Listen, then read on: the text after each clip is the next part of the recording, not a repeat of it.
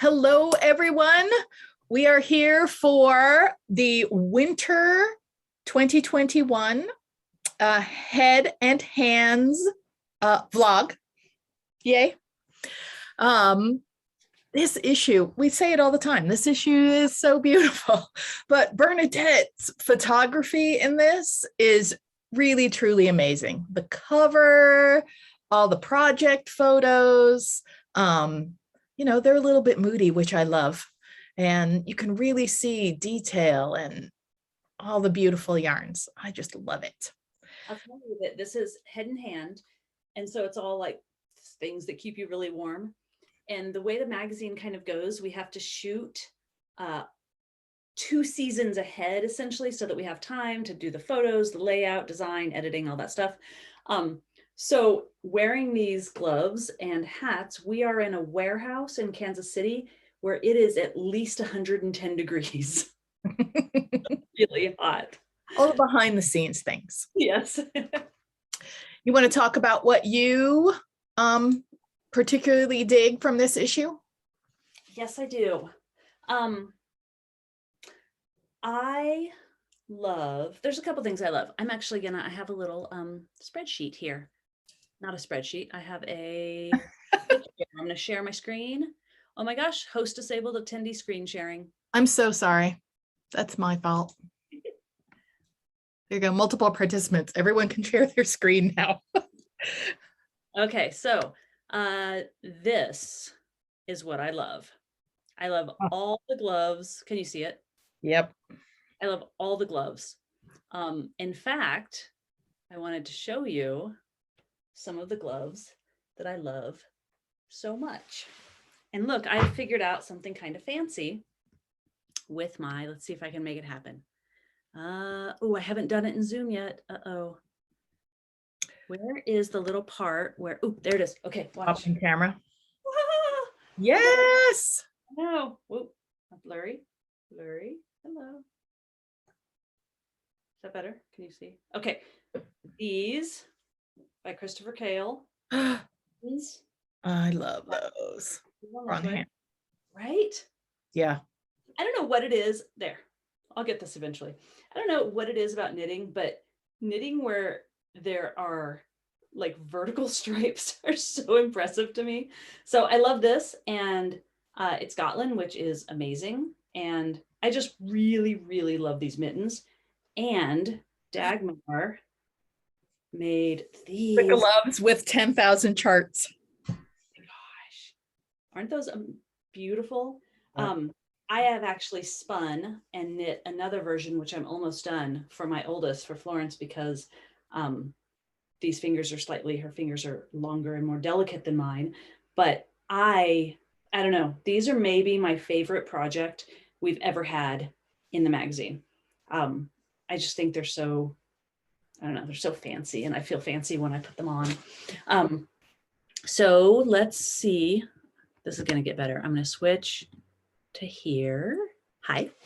And the other stuff I love, I'm going to share again, is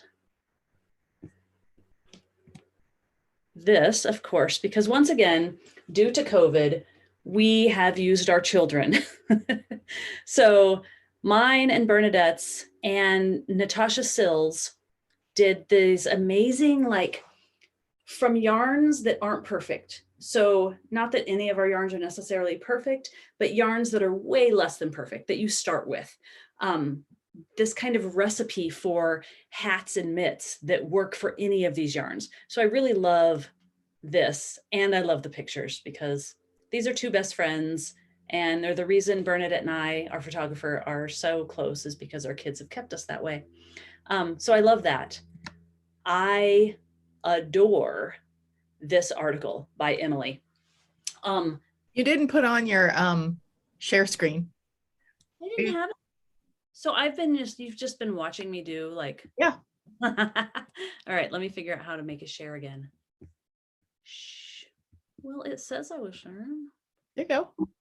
All right. So this, right? Ooh, yep. There they are. There they are. So love this. Plus, we get to see them grow up in the magazine, right? Too. Yeah. Yes. Yes, my middle child here is less happy because this picture, they don't have their septum pierced yet. It's pierced now, but they don't have it in this picture, which is like their favorite thing about themselves. But yeah, so I love this. I also love this article by Emily so much. I don't know, sometimes I get let me just ask this real quick. Can you guys see me in the upper right-hand window? Yep. Okay. So sometimes I get a sample box from authors where not only is it so well organized, but the stuff in it is beautiful, and they've provided every single layer of product, right? So like I don't have to go through and do it all. They actually have every step laid out. In like material, and this was one of them, and I don't know, the pictures, the technique, all of it is so beautiful. And it was something I'd never ever done before, and I don't think I really understood. And so if you haven't watched, I have a video on YouTube of me actually going through this whole process. It's like 30 minutes, so don't feel obligated, but it culminates in this technique actually working for me, which is pretty awesome. And I was impressed with both myself and Emily that she wrote it in a way where something that seemed kind of out of my scope of understanding just by reading the text, it really was all right there and it worked perfectly. And so if you haven't seen it, it's right here, where I have these little like bullseye bumps of fiber that worked. And so on the demos from Ply Issues on that list, it's there, and I love it. That's it. That's everything. That is my favorite. I mean, I love everything in the issue, but those are like the things I wanted to point out as things I really love. And Emily from Bricolage is her company. yes. She's also teaching classes online on her own site too, if you're interested in blending and art yarn classes. Yeah, she always does really, really great work. Her technique, she's also teaching at PLY Away, which is fantastic. Yay. So, and vending. Thank you, Laura. Laura, our shopper. Okay, so that's my like super favorite stuff. Cool. I'm going to point out a couple new things that are in this issue. Boop, boop, boop, boop, boop, boop, boop. Just so you notice that they're there.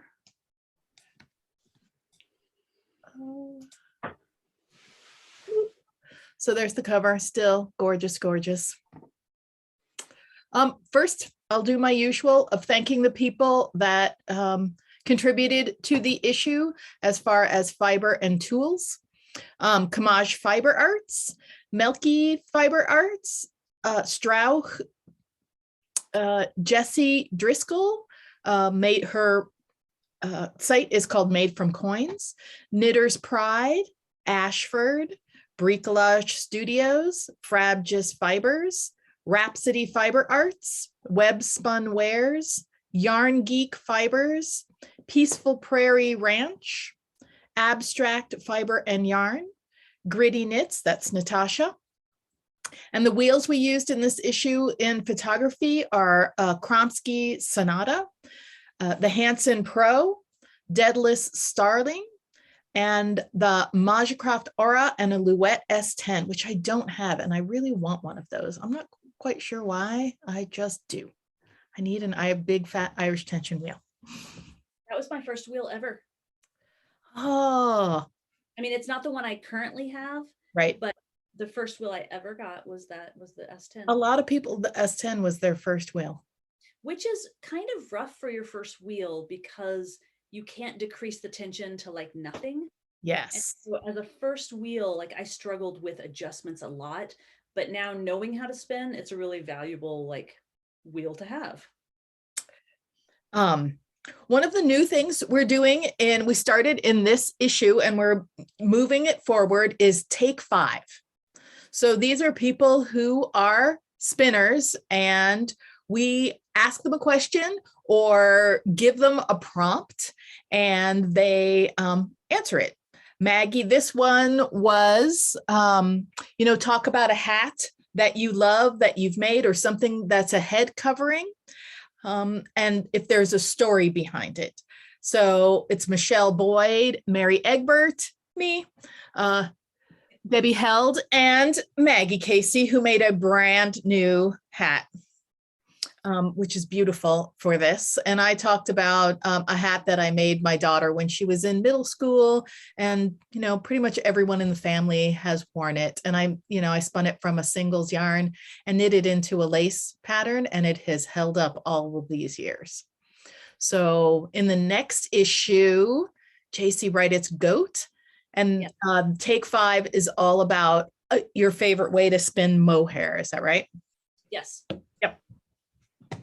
So that's a cool new thing. And then this might be my most favorite thing in the magazine. Tutorials. At the end of some of the articles, you'll see our little sheep here. Sometimes it says there's a video demonstrating this technique on YouTube, and some of them will say, sometimes the sheep will say ply tutorials. In the back of the issue, there are step-by-step photos, how to do some basic techniques to remind you, if you're a new spinner, to teach you, and if you are an experienced spinner and maybe you've forgotten or you're curious to how Jacey does it, there are step-by-step photos on how to do things. Like here's Andy and plying. I forever forget how to do that. I have to start it. It's like a nitty nutty. I have to start going before I can remember how to do it. So those are two way cool things that in the issue. Yep. The ply toots, for me, it was a way to cut down on, to be able to put photos that are really important for an article and give them the space they need, but not feel like we had to put every single thing an author mentions in photography in the article, because sometimes it's not about, they just in passing say, I did whatever, I did the pinch hop method on this, but they don't explain it because it's really an article about something else.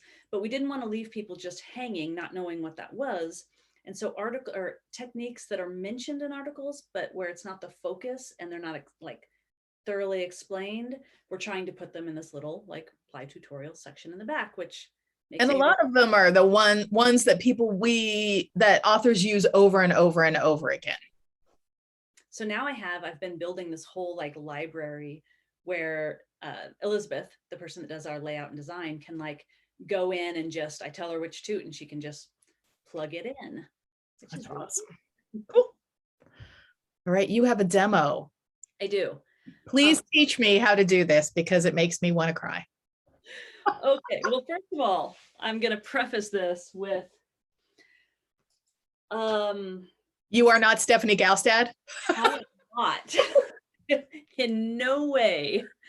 And that everyone spins differently. And so while I know that a lot of the techniques in the magazine end up having me spin it, we've actually taken lately to trying to get, especially in our photo shoot, get spinners to come out and use them to do the technique and photograph them. And you'll see some of that in the goat issue. And during COVID, it's been hard to like coordinate with people and, be in groups like that. But we also ask authors to send like just snapshots of them doing the techniques so that even if I do have to recreate it for photographs for the magazine, I can do it like they do it instead of it always being like how I do something. All that said, Stephanie talks about double drafting. And like I said, Jillian kind of runs the show here with the vlogs, thank goodness, because like I don't have to. But when she sent me the thing, the like list of stuff we're gonna do, it said, that I was going to demo double drafting, to which I was like, oh my gosh, like that is my worst. So when I do long draw, I usually do point of contact, and I'll double draft if there's a spot that like didn't get drafted out, that like a thick spot, I'll go in and double draft it. But as a rule, I don't do double drafting as like a full technique where each time I pull back and there's a systematic like thick and thin, and I go in and double draft each section. It's just not something I've practiced or done very much. And so when she said that, I cried a little bit inside. And then I tried to do it. And here's me trying. If this makes you feel good. Here's all the trying I did, all the different fiber and all the different yarn that I tried with. And then I decided, what I discovered is that it's a lot of fibers.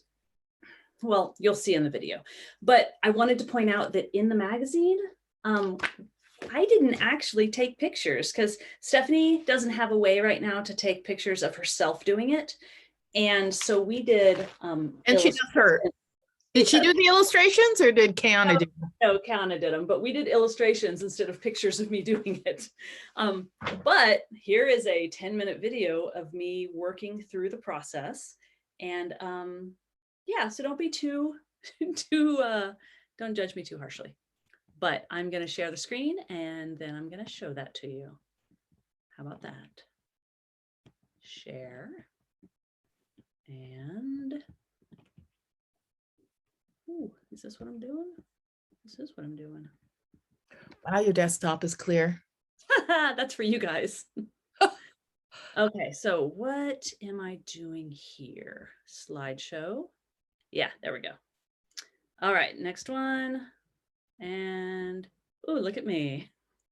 You can tell it was this morning. Okay.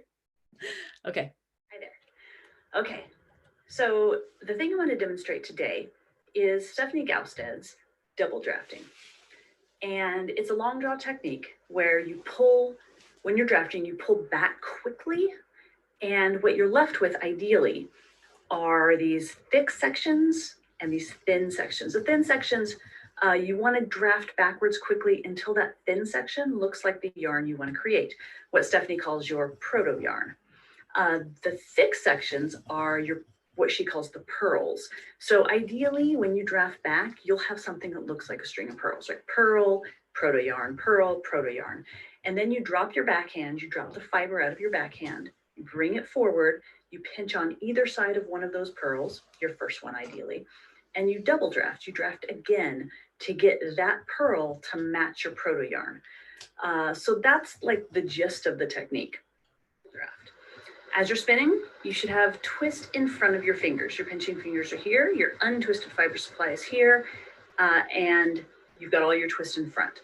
You need this because when you pull quickly back on this fiber supply, if you don't have twist to run into it, you're just going to pull your fiber supply off. Your yarn's going to go that way, your fiber's going this way, and then you've got to start all over. So you need that twist. When you pull back, you also have to release these pinching fingers because once again, if you don't, the twist stays up there, no twist back here, you separate your fiber from your yarn. So you need the twist and you need to release these fingers just a little bit as you pull backwards quickly. Notice as I pulled backwards, it started to get thin sections and thick sections. None of this yarn, none of these thin sections are quite the yarn I want to create.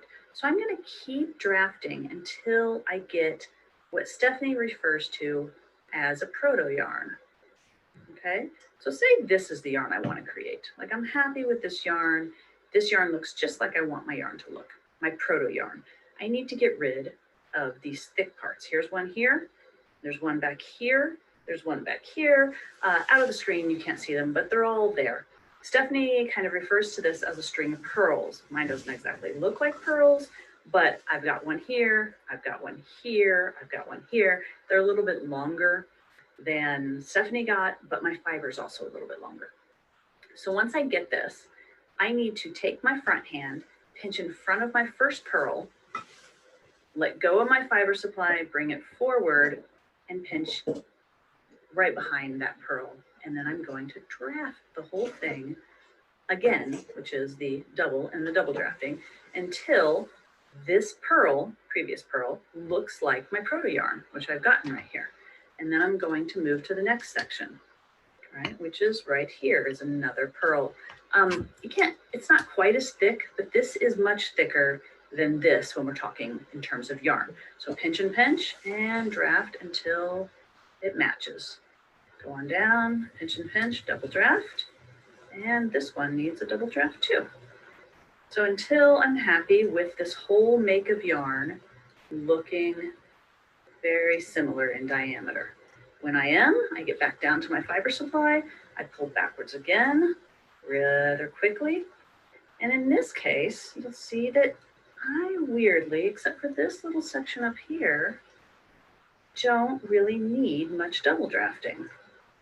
As I move through my yarn, careful not to smooth it as I move through it, but just touch it as infrequently as I can. I didn't really need much double drafting. Let's try a very slow section, see if we can. Okay, here we go. We got a thick here, a thinner here, a thick here. 2 double draft. I'm going to drop my backhand, put my hands on either side of this thick section, and double draft until it matches. Again with this one. Sometimes you might get a little extra twist in here and you find that you can't draft this. There's no shame in just as you do it, and this will become kind of second nature as you're going, unroll it a little bit, and then drafting becomes a little easier. And then it all matches. Back to my fiber supply. I'm gonna pull backwards until I get my proto yarn, which I have. I have very few inconsistencies in this one, but I still have them. So I'm just gonna go up and double draft a little bit. This all looks great. Keep going. And eventually, this process becomes second nature, becomes really easy, becomes kind of quickly. There's not as much stop, pull, you don't want to do that. But there's not as much stop, pull back, check, move, drop backhand. There's not the like kind of staccato nature. It becomes more flowy, much like your spinning became after you learned to spin. It was very process or it was very like step oriented.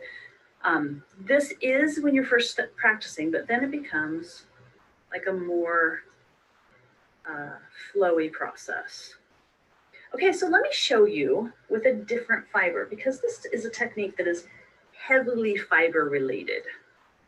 So this is llama, so it's going to be a little longer than my previous one. Let's see how it goes. All right. Move in, double draft here, double draft here, double draft here, just a little. But this, and I know it's hard on video, but this feels very different than the previous one. I actually feel like this is so slippery that I almost don't need, I can draft backwards quite a while before I need to do my double drafting, which right here is about the only spot. So I'm going to drop, bring it in, double draft, and then move back. Double draft. So sometimes your double draft is a constant process where every draft back you go in and do each section. Sometimes, some fibers, it's just, it flows really easily with the first draft, and then you only need to like pick and choose your spots to go in and double draft. Let's try one more fiber. This one is a blend. So it's got a bunch of different fiber links. Let's see what happens when I use it.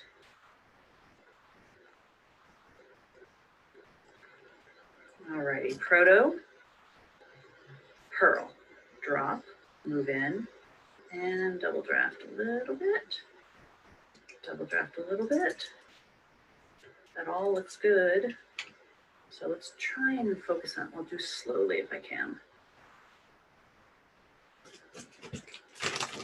You're still using these fingers as your gatekeepers of twist, right? Notice that as I'm kind of doing that at the same time. And once, I think I have a pretty even yarn minus this little bump here. So I drop my back, and there we go. I look at it, and then I move it in. Oop, there's a little bit right there. I wanted to add that this is a technique that I do slightly differently than Stephanie does. But I learned something from her article about how I do it, and I think I'm switching to how she does it. So when I do this, like I pull backwards, and then I see my thick bit, and I've not dropped my backhand. I'll move my backhand up, keeping this in my hand and double draft here. And when I read her article, I wondered what the benefit was to dropping. It seemed to kind of disjoint my spinning, make it a little more staccato. But what I realized is when I move my hand up here, I am putting more pressure, more like squeeze on this fiber supply than she is by dropping it. And since this is a woolen technique and we're working to have as much air in this yarn, this is probably the problem with not dropping it, is I'm kind of like compressing this as I do it. So let's watch that one more time. So I'm going to pinch, pull backwards. When Stephanie does it, she pinches, drops, brings this hand. Notice my fiber supply floating all nice and poofy down there. Double draft here, and then goes back. When I was doing it, I would pull backwards, right? Got my little thick bit purl, thick bit purl, thick bit purl, proto yarn in between. I would bring it up, I pinch here, and notice I've got this all kind of compressed. Not only do I have the fiber compressed, but the yarn from the first purl to my fiber supply, I also have to have it kind of up in my hand. So I think that's why the dropping it is a better technique, and I'm definitely going to try to work that in. So I hope that helps a little bit with your double drafting. I will tell you that this is not a technique that I do a lot, and I should do it more because I think I could get better at it. I couldn't get worse at it. In prepping for this and recording like a demo of double drafting, I have to admit that I went through a lot of fiber, a lot of different fiber types. Here's a little bundle of all the yarn and there's like 6 different fiber types in here. Trying to get like a clean cut of double drafting. It is heavily fiber dependent. What I learned during this demo process is that every single fiber double drafted in a different way. And some were far harder and some were a little easier for me specifically. So if you try this and it seems impossible, highly recommend grabbing a different fiber type. I found for me, I had some Polworth that seemed almost too sticky to do it. And so I recarded it, I dizzed it off and tried again, and it was still like, didn't work for me. I tried cotton, which worked better. Very short, so I did get more like string of pearls look like Stephanie talked about, but didn't feel confident enough to show you guys that, in the sense that I don't think I could explain it and spin it at the same time. I finally ended up with some llama and then some Corriedale silk blend that seemed to work pretty well for me. Because those fibers are longer, you probably noticed that my pearls were not like these short little pearls, but these kind of elongated, thick section pearls, which were fine for double drafting. But I just wanted to make sure that if you give this a try, you don't feel badly that it doesn't work out right away.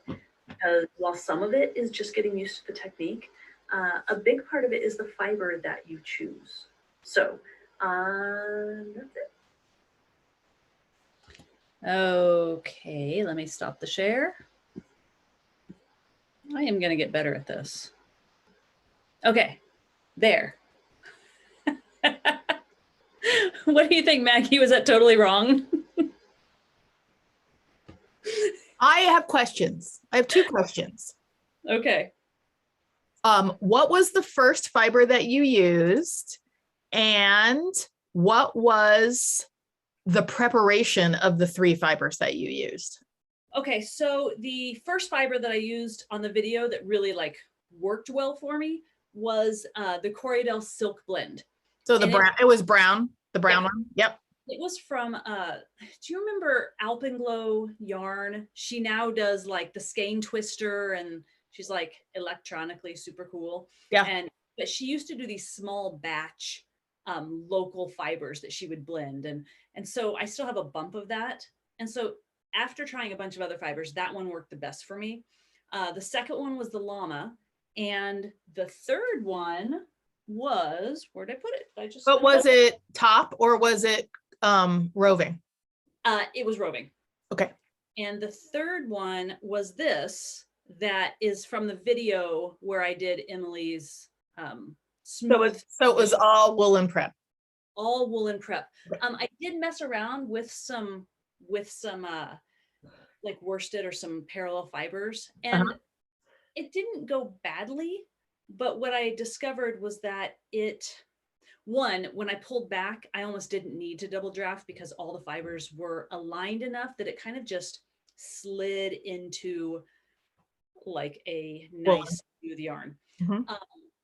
And that the more aligned the fibers were for me, the longer those sections, those thick bits were. I was really, why I went through so many fibers is I was really trying to get that string of pearls, almost like a thick and thin, like on purpose. I was really trying to get that the illustration had in it, but I could not recreate the illustration. I think it was awesome. I think you know, I've been super confused by it before. I took a little bit of a class with someone who's really an expert at it, and she works so quickly that I could never get it. And I think this made it make much more sense to me, because you were so unsure that you went really slowly. So you were learning, you know, at the same time you were doing it. Somebody has, let's see, there was a question. What's the difference between a regular long draw and a double draft, a new spinner? Ooh, okay. So well, I don't know if either of them are necessarily regular. Whereas I think that if you talk to Stephanie, like double drafting is her default regular woolen draft. Yeah, but if you're generally talking about what the difference is between what I just tried to demo and like what I normally do, so double draft has you in one place and pulling back quickly so that you naturally you don't generally pull back quickly and get like a perfect woolen yarn. You have these thick bits and then you go back in and you double draft them. So you're drafting them twice. Say point of contact long draw, which is what I normally do, which is kind of my default woolen yarn, is my twist gatekeepers here, pinching and pulling back. And by the time I pull back and like gatekeep my twist, I've got a woolen yarn. I'm only pinching in one place. I'm pulling back, and then that whole make I'm dealing with by just this one pullback, and then I'm feeding it in. Although I will say that's like my default. There's lots of different ways to spin long draw, and in fact, Maggie teaches a class on a couple different ways. But that's what I understand the difference to be. Maggie, do you have anything to add?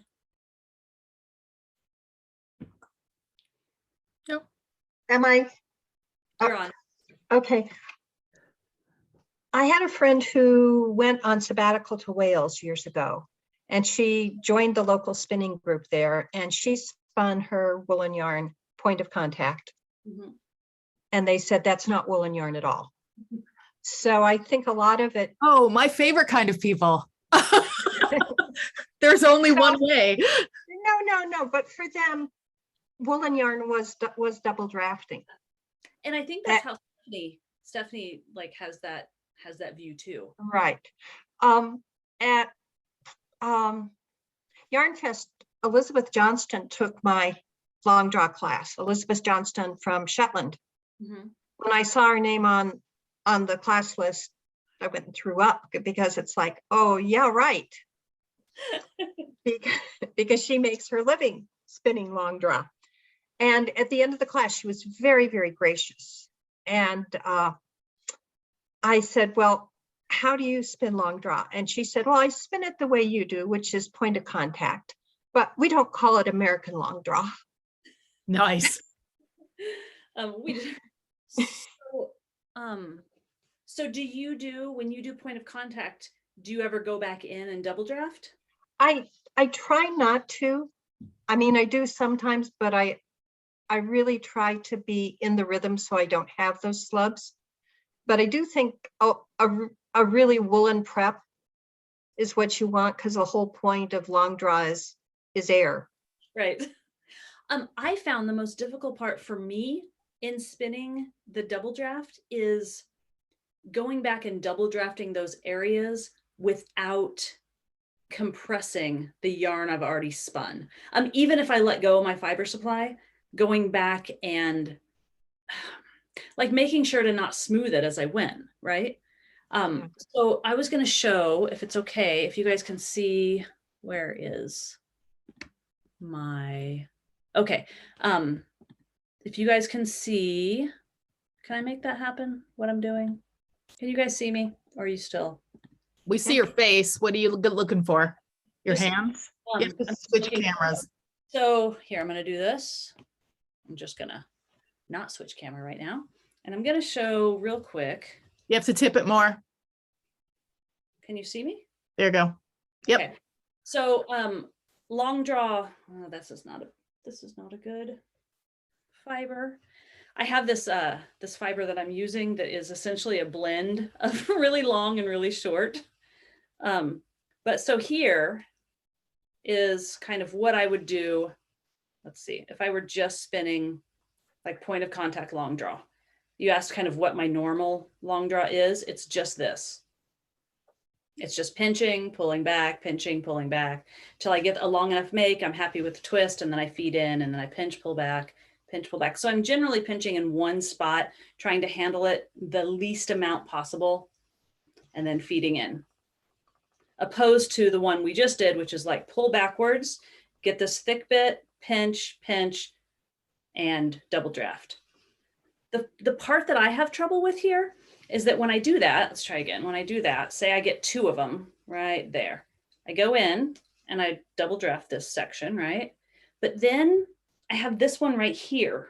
And so getting to that without touching it a bunch is the part that I'm most unsure about. So if anyone has any tips about that, holler them out. Okay, that's my demo. Yay. If it helped anyone, good. If it confused anyone, I'm sorry. I don't think it was confusing. To me, Good. it was not confusing.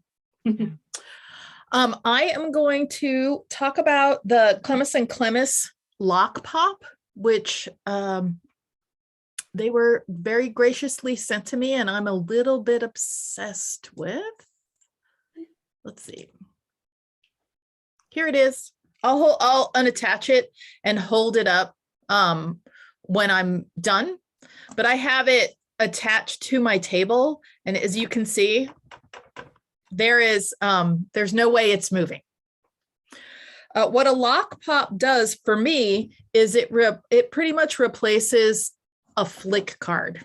It opens up locks, and you can just use one hand. There are times that I want to spin from a lock and I want to open it up a little. So here's some locks. Yay. And I want to open up a little. What I would do before with my flick is hold it in the middle, and then I would lay it in my lap and then flick card it like this, not in my lap. I would more than likely tear up the jeans that I was wearing or whatever I'm wearing. I would also more than likely hit my fingers more than once while I'm doing it. I'm not very keen with my flick card, but it would open up the locks on both ends so that it was easy for me to spin. And I could spin them all from the butt or the tip end when they're open. With a lock pop, I can do the same thing, but not use this. So I can twist it in the middle to hold on to it, and then I just drag it through one-handed. Look how open that is. It's actually better than I did with my flick. And it opens it up. Look at that. I've done this to open locks to put on my drum carder, also hand cards. Here's a little puff that I did quickly.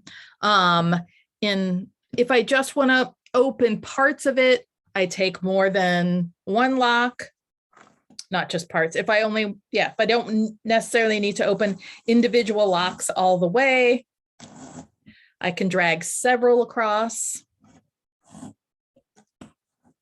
And it just really opens up locks. Something that I'm looking forward to trying, which I haven't because I just got this, is to take dyed locks like these from Alex Creates. They're Teeswater locks. And when I want to do a little bit of lock spinning, I could do this with one hand. I could be spinning along, open up just the butt end of a lock, and then add it into my yarn without really having to stop. When I would do this before, I would open up the butt end with either a hand card or with my flick card. And here's some gorgeously sweet little BFL lamb locks. Look at these little tiny curls where I want to keep a little bit of the curl, but I need to open up this end to get it to grab into the yarn that I'm spinning. And I could just sit and spin and pause and just drag this through the pop lock and add it in. It's crazy cool. And here I'll show you what it looks like. Undone.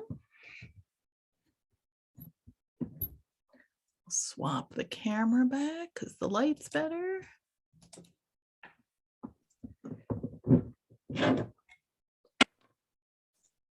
So here's the clamp. The Clemis gentlemen certainly know how to make tools. They do. I would pull my table over before the lock pop would come off. And here it is. It's a carding cloth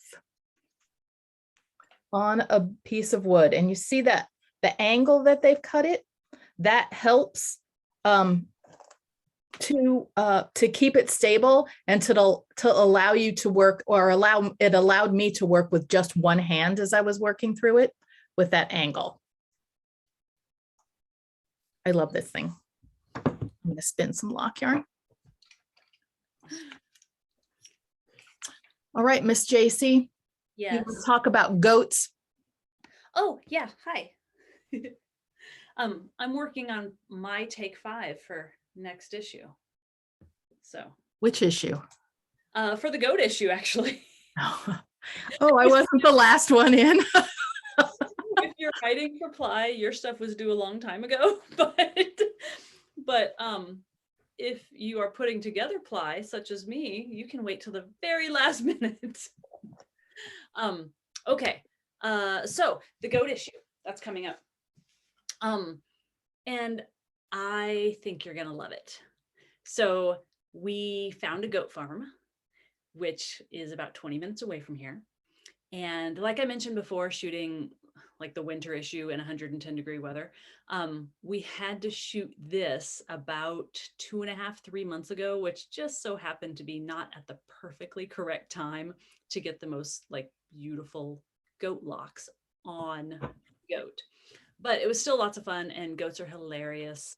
And it was maybe the most fun photo shoot that we have had, because it was a farm that had goats and alpacas and horses. And so when we do a photo shoot, okay, so when we work on an issue, the articles come in and the samples come in, and Karen goes through and kind of does like a quick go over of an article, kind of organizes. And then I go into it with the samples that the person sent. And I kind of tech edit at the same time that I look at their photo, their samples, and I decide which samples they sent should go with which part of the text, right? And I make a shot list. And so I generally have about a 5-page shot list organized by, in these little boxes I put their samples in. I'm very organized now. It was not like that the first 2 years. And it took a photo shoot took like double the time, like 4 days opposed to 2. So I have the shot list on my little clipboard and we go out, and usually it's perfectly like ordered, but that is not the case when the goats are running all around. I put down my shot list for a moment and I turn around, and no lie, a goat has 3 pages of the shot list running across the goat field with my shot list. And so I actually am running after the goat, but before I get it, I'm hollering at Bernadette to help me get the shot list, but first take a video of the goat running away with it. So it was hilarious. And then like I'd be shooting something or arranging something over here, and a horse would come. And because everything smells like animals, right? It's like goat locks, and because everything smells like fiber and goats, the horse will come over and like nudge it off. And so then everything that I just arranged is on the ground, and I'm bending over to pick it up, and then the other horse comes over. So there's just pictures of me with like on the ground with like surrounded by these giant animals. And it was a lot of fun and hilarious and awesome. And usually I show you guys a bunch of like mock-ups of the issue, and I don't have any of those today because we've kind of messed around with our timeline for how we build an issue, like when layout and illustration and stuff is due. But what I do get to show you is I get to show you some of the fiber that we used in the issue. So the way that the issue is broken down is we took kind of the main fiber goats and broke them into sections and broke them down and did like techniques concerning those, processing of that kind, like processing Pygora, what the different classes of Pygora are, what you'd use them for, how you process them. The same with cashmere, the same with Angora, like, and then we did a little bit of Nigora, a little bit of Kashgora, and then kind of comparing some of them, what you'd use some for opposed to others. We dealt a little bit with the confusion of names because it's a confusing, like a lot of things in spinning, a lot of the names we've given things can be confusing with the overlap, like Angora coming from like Angora goats and Angora rabbits and mohair. And it's so we kind of break down and explain some of that and where the words come from. But the first thing I'm going to show you is the illustration, which is just the one picture we have of, let me see if I can find it real quick, because I have the one illustration we have that I wanted to share with you, because it's not exactly what you're going to see because they're not colored in on this version, but we start the whole issue with sharing my screen now with this breakdown of where to go of all the goats that we cover and kind of all the different stuff about them, breeds, fiber produced, fiber type. This is kind of the opening of the issue, and then we break it into sections of each of these goats. So what I'm going to show you now is the amazing, and I had not worked with a lot of goat fiber minus Angora, but I was kind of blown away at some of the fibers that we got. So changing cams here, and I'm going to show them to you. Did it happen? Did I change? Yeah, I did. Is that a Shetland? It is. Yeah. No, it's not. It's Icelandic. Nice. When we went to Iceland, I brought back like 4 of them because I just couldn't choose. So I'm going to show you now. Here is some Angora. I really was blown away by these fibers. It was kind of like when we did the double coated issue that I just didn't know how amazing they could be. So these are fibers that are Angora that we are. Hold it closer to you there. That we focused on these specifically because fiber in a goat changes, the color changes as it ages. And so this was a shearing from when the fiber was dark. It didn't get sheared until the fiber had lightened up. Ooh, there we go. So this shows like the subsequent shearings after this goat would have been this lighter color opposed to the dark color. And so the same is true of all of these, which they're so silky and long and beautiful. I was really amazed by all the fiber. But what I really didn't know anything about was Pygora. Jillian, do you know anything about Pygora? Have you spun with much Pygora? I've spun with Pygora Cloud. I have a bunch of Pygora Cloud. Okay. It's yummy. So I didn't know anything about the different types of Pygora, or really the different types of any of the goat fibers, but the classification of A, B, and C, right? So here is like Pygora that's the classification A, which is the best kind. Not necessarily. So this, when I look at it in the locks, because this is B, and these are all from Little Hawk Farms. So this is A, this is B, and this is C. Can you see all 3 of these? This one seems like a little like flightier and like fuzzier and wispier. And this one has like a more defined lock structure, the B. And C, when I look at it, I'm just like, I don't think I really want to spin with that. So these are the raw ones, okay? So then you've got A here, which is in roving, which is amazing. Very similar to, I would say, more similar to Angora than the rest of them. So this turns into this, which is awesome.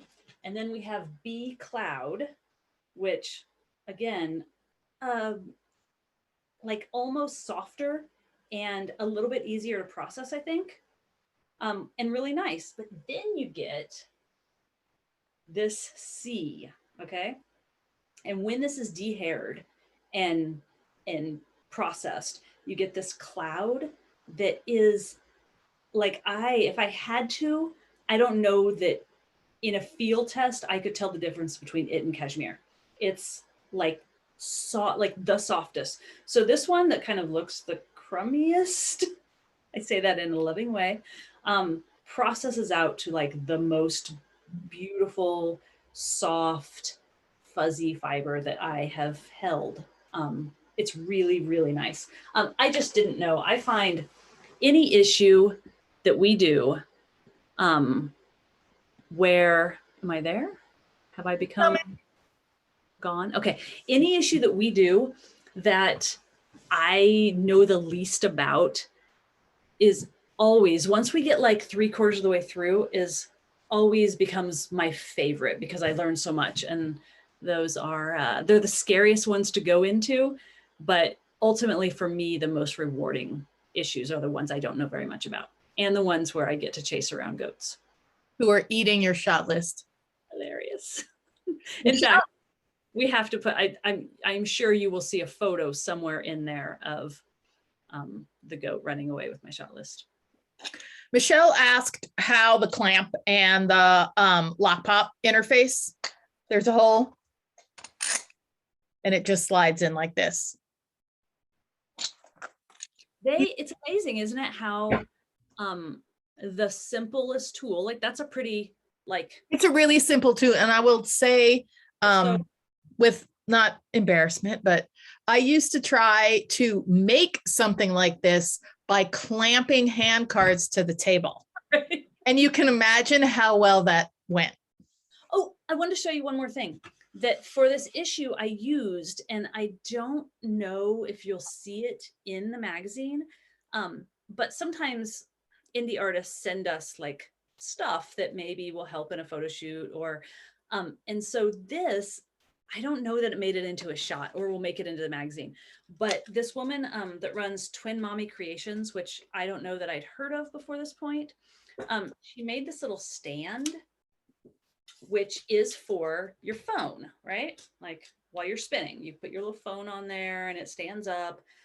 I used it when we were spinning for my shot list, but the cool thing about this particular one is that it's specifically made for spinners. So it has like all of your spinner information on there, along with the stand part is like a twist per inch guy.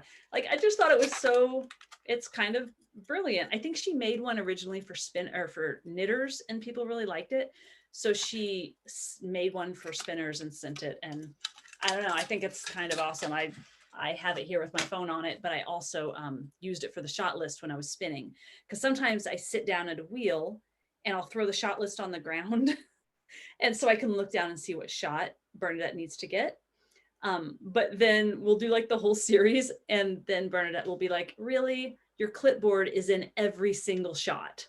And so this really helped because I just put it in front of me on this little thing and it was cool. Yay. The vendor is named Twin Mommy Creations. And when I post this video in YouTube, I'll have I'll put it in there also. Cool.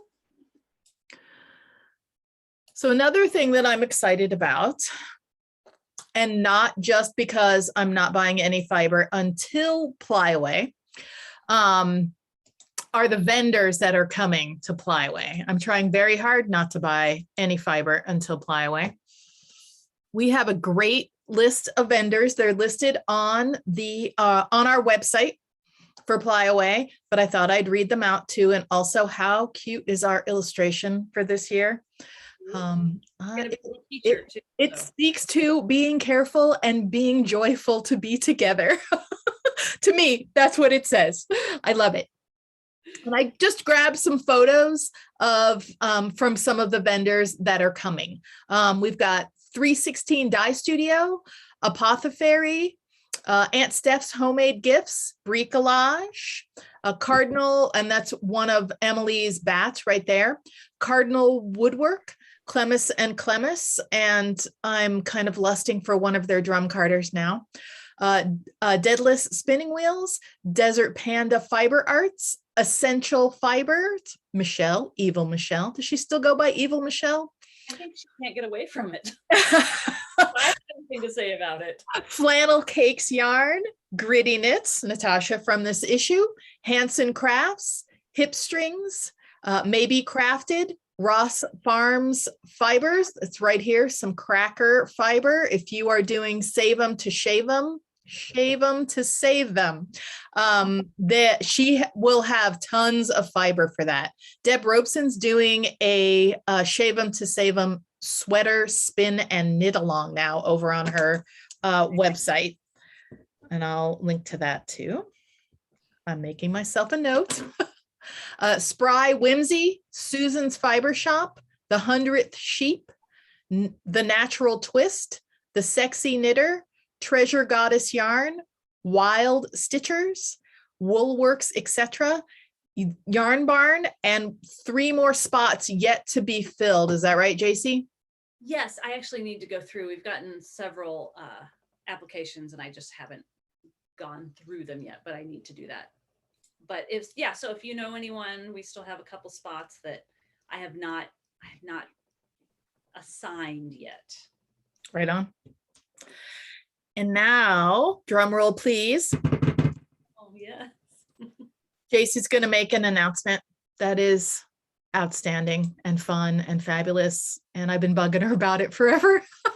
Yes. All right, let me find my little piece of paper. Because and by piece You wrote of paper, down your official announcement? No, but I wrote down a few notes about it.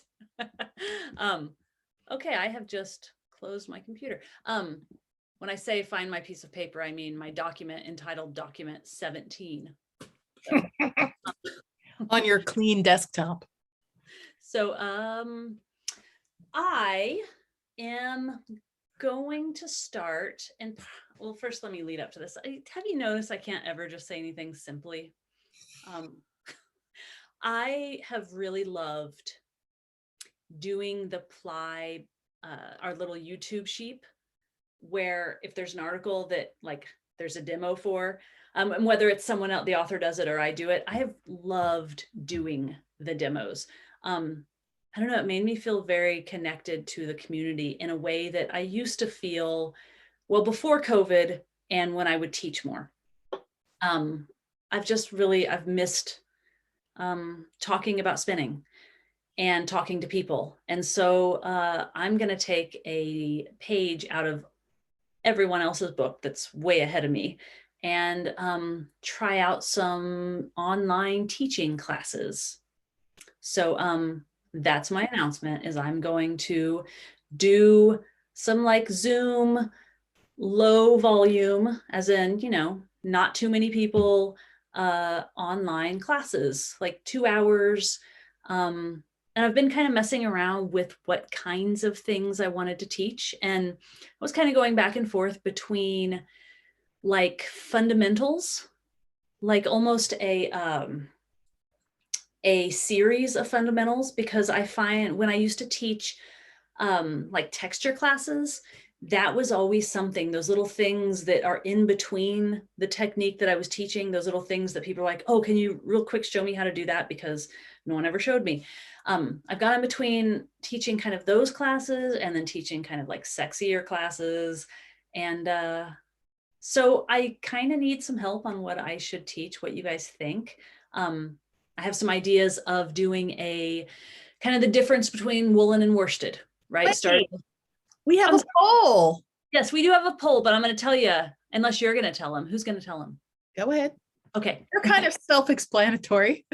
Are, but like difference between woolen and worsted, even on here, there's been a couple people saying, why would I want to spin? Why would I want to double draft? Or so starting with different fiber preps and draft and what the yarn differences are. And a one about spinning short forward and short backwards, consistently kind of worsted, how to get consistent on both techniques, a long draw class. And then like not just a long draw class, but you've tried before and haven't gotten it. So this is long draw's last chance. And then for those that feel good about their long draw or medium about it, like how to get consistent with your long draw. Jillian can tell you forever, I've been trying to get an article in the magazine about changing the diameter, how to change and control the diameter of your long draw yarns. And it's just never quite gotten in there. But that's a class I would like to teach. And then sexier kind of like non-basic stuff, like spinning inconsistent yarn, like thick and thins and bouclés and chain plying and stuff like that. So that's the announcement, is I'm going to do that. And we have a poll that you can vote in if I did this right. Can you see it? I can see it. Laura, can you see it? Can you vote? Yes, ma'am. I'm going to vote. Here I go. See what happens. And you can vote for as many as you want. Don't vote for all of them equally. Like, vote for your top 3. Otherwise, if they're all 100%, you know. Yeah, like maybe the top 3 that, and not that you're obligated in any way or even will, but if you were going to take them, what would you be interested in taking first? It's been so long since I've talked to spinners in real life. I'm like, no idea.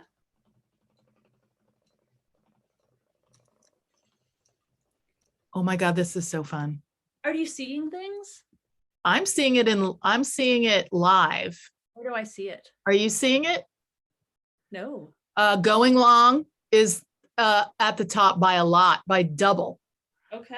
Consistently short, difference between woolen and worsted, your basics are rocking.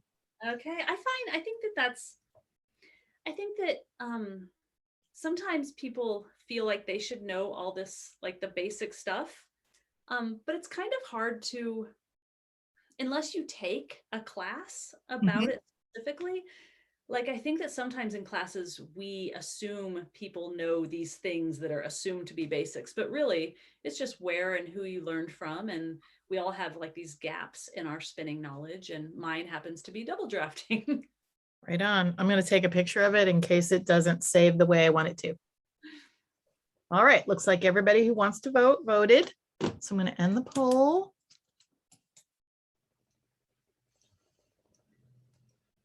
You want to see the results? I want to see the results.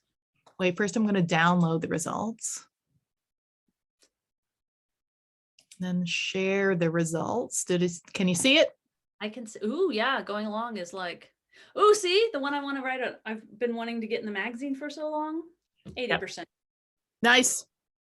See, maybe I do have my finger on the pulse of the spin. You do. Okay.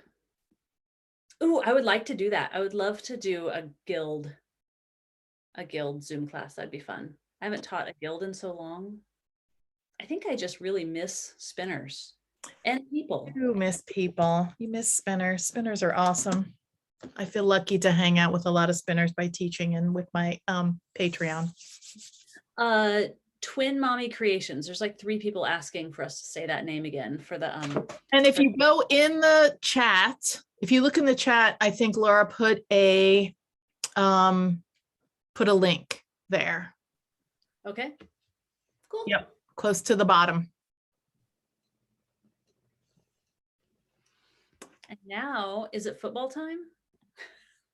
It is. My Does beloved anyone have any questions, comments, anything about this issue, any of the stuff that we've talked about? Jacey's dying to go see her Patrick, right? That's his name? Yes, especially since I moved away from Kansas City, I have like a weird, like I love watching. I mean, it is because we also do really well. And there was a guy, did I tell you about the guy that had the t-shirt on that said Kansas City is Mahomes town? Nice. I desperately want one of those t-shirts. All right. So thank you all for hanging out. We'll see you next time. Happy spinning, whether you're going to spin with a mystery or spin with a football game later today. I bet you all will walk away and spin now. Have a great week, and we'll see you next time. Bye-bye. Bye.